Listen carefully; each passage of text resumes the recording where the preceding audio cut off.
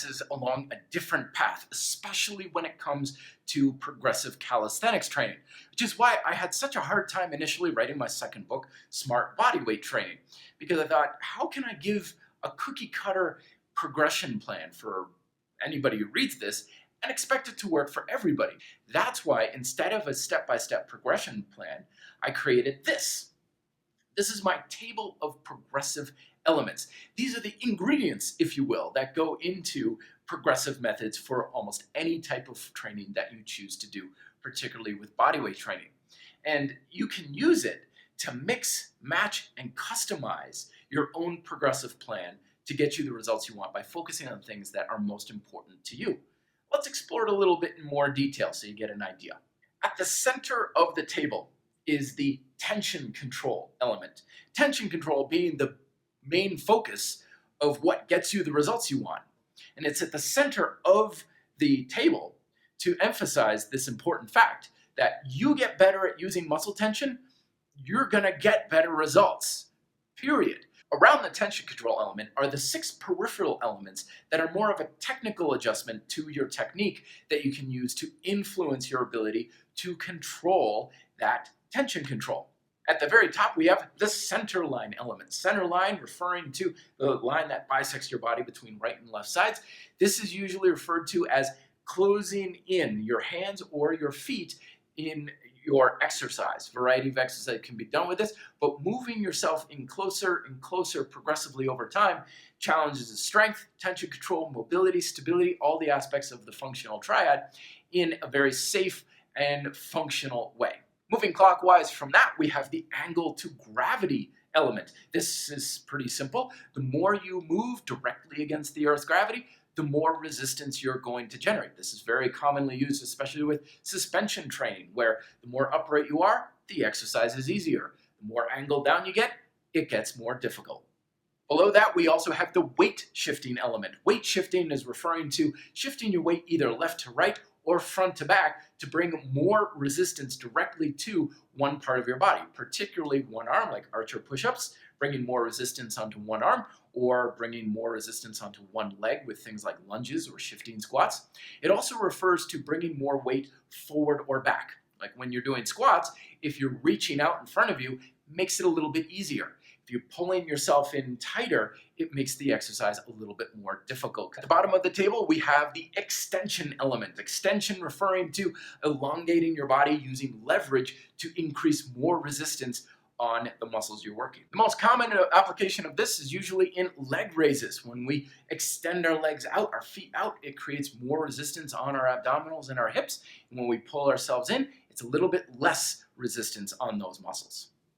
Just above that, we have speed element. The speed element's kind of interesting because increasing speed to go faster and going slower can both make the exercise more challenging in different ways. So it depends on the application, but usually we get stuck into following one single speed or pace with our exercises, and that's okay, but feel free to change it up a little bit. Even if you're not moving, you're changing the speed at which you're doing the exercise.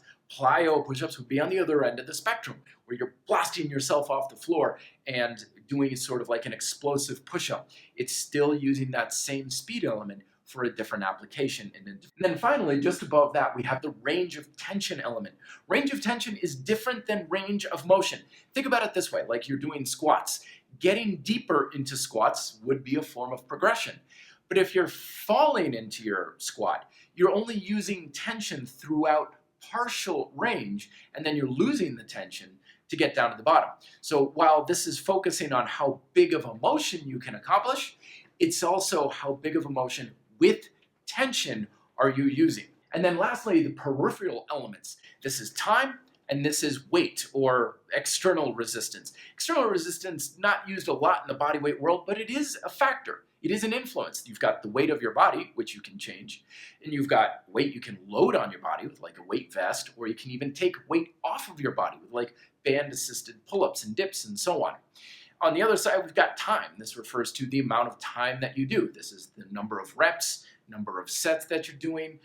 It also can refer to how quickly you can do something, like improving your 5K time is use of the time element. I've purposely put these two elements on the peripheral of the table because the focus is, of course, your tension control and manipulation in the middle. That's what's most responsible for your results.